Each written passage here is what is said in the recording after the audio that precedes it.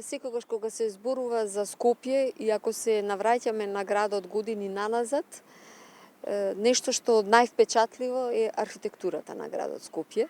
Се наоѓаме во градскиот парк, еден од главните обележја, препознатлив градски парк на градот Скопје. Почетоците на градскиот парк и некако можеби се врзува кога би зборувале за градот Скопје, особено за централното градско подречје. Да, секако.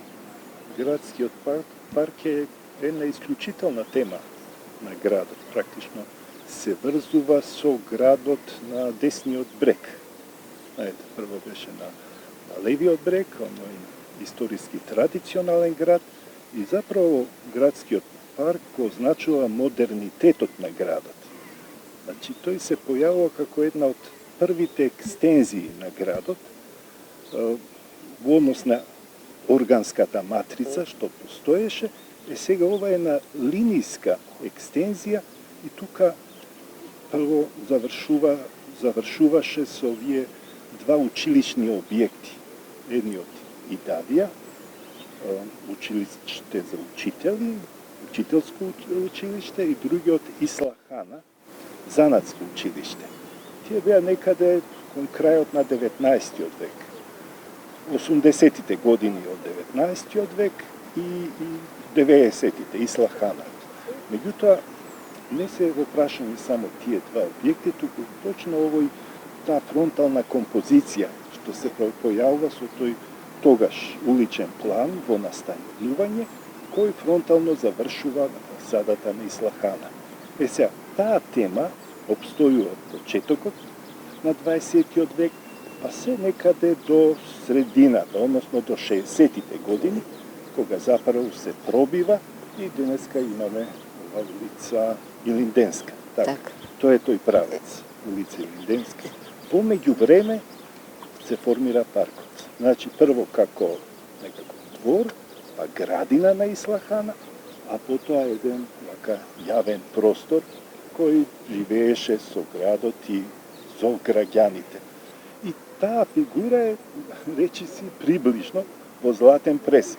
Една соба, да речеме, исполнета со вегетација. Така. Има и своја вака просторна структура, а и вака и своја историја на низа настан. Он започнува со таа барокна шема, што се наоѓа подлабоко нешто, и заправо обстојува со тој концепт на аксијали и центри. И сега, и тоа е интересно, вака, човек инцидентно кога се движи, можда и не може до крај да ги перцепира, меѓутоа има една логика, речено во таа подолжна аксијала, оскана симетрија, почнувајќи од еден центар, скулптурата, споменикот на Гоце Делчев, па понатаму ова портата, кој го означуваше практично тој најстариот дел на паркот, со овие понатаму инсталирани две скулптури луѓе птици, па уште понатаму ова им речеме прекрасна вака воодушевувачка тема на прстен на платани. Непосредно тој еден прстен на платани, па после тоа доаѓаше кермес, павилионот некогашен, сега за жал една лиште, завршена, па после тоа е фонтаната и барокната тема, а уште понатаму уште еден вака пейзажен прстен и веќе завршува во пейзажно во тие граници.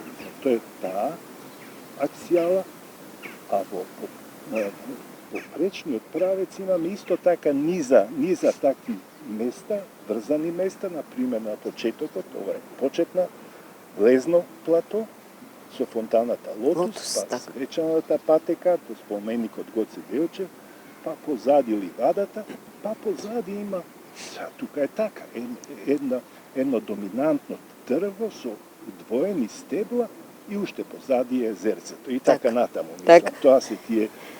Плоштадот, Македонија, се некако го менува својот лик во делот на архитектурата и во делот на овие пропорции што ги кажувате. Да, па, видите се, овој дел е складен сам за себе и за ова околина на која припаѓа, секако. Не е доволно. Меѓутоа, они имаат своји проширување од другата страна, паралелно на Вардар, и требаше да имат зелени површини, кажеме, и долж реката Вардар. И тогаш тоа е во систем.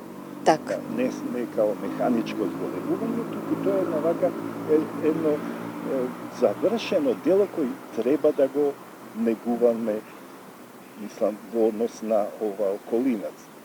Мислам, чини дека приказната почнува од тука, од овој простор, и овие два објекти со образовна програма, тоа Так. се во рамките на Отоманската империја, со реформата, тие се тука поставуваат и тога се модернизира градот со овој уличен план. Така. Меѓутоа, тој и се населува, таа улица. И се уште имаме на почетокот 3 пара на да речеме, куќи. Као симетрични се тие. Се уште може да ги видиме за среќа на почетокот на Ленинова, ако идеме сега кон центарот, па во овој правец на десната страна. Тоа се тие 3 блока кои челно завршуваат со тие 3 куќи.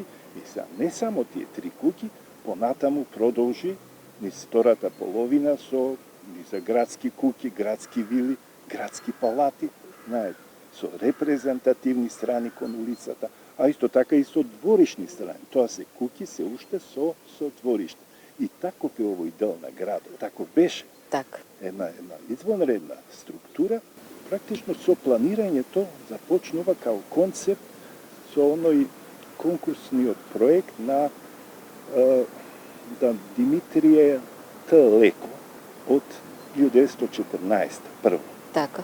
Тоа е концептот на десниот брег на а потоа со регулациониот план на Јосиф Михајловиќ. Со тоа се воспостава и овој дел и централното подрачје. И се стават во систем сите тие значајни јавни објекти. И тоа сега ние вака го живееме, го гледаме, се движиме и мислиме нека е некоја даденост како така.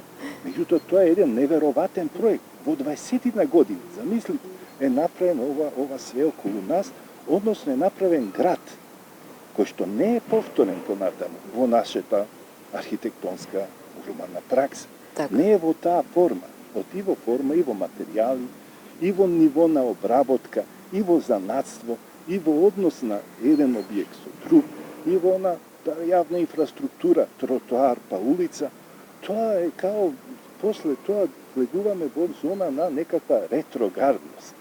Така да ова е еден многу поучен дел кој треба исто така да го негуваме. За жал се наоѓаме во тој малку деструктивен процес или стихија, па го губиме она што и не сме свесни што е тоа.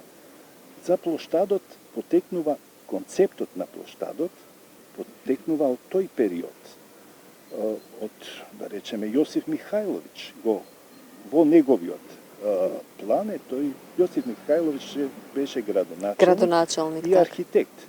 Мислам, извонредно заслужен за, да речеме, развојот на Скопје во тоа време и за ликот, меѓутоа и за инфраструктурата на Скопје. И тоа е таа подковица, начело е Ристичева палата, а од двете страни кон Вардар беше Народната банка, а пред неа беше офицерскиот дом. Се имаме некаква реинтерпретација, каква таква, но имаме. Тоа е втиснато од тој план. Видите како, знаете, оние кои велат писмата не горат, во Мајстор и Маргарита, и на вистина плановите, иако се сменија многу, и на крај пак се појавува некаква фигура. Сега може да коментираме, тој е контроверзен проект, али сепак го има таа рамка на плоштадот, онака како што на почетокот е замислена. И тоа е вака исто уникатна за Скопје. Зборам за Михајловиќ уште. Тој концепт со тие две сфинги, да ги наречам, и тоа е полуелипса, па и со другата страна на Вардар, и таму се врзуваше и продолжуваше.